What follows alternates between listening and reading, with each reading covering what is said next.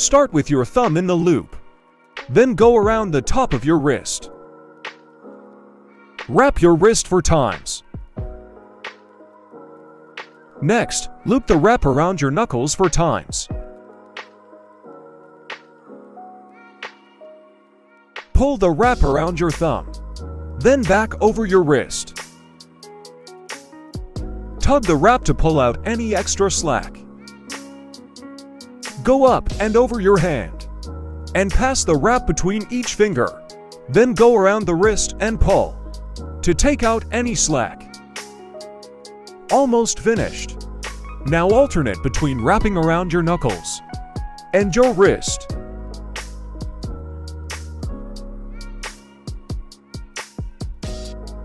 Final step. Always finish by wrapping the last 12 to 24 inches of the wrap around your wrist.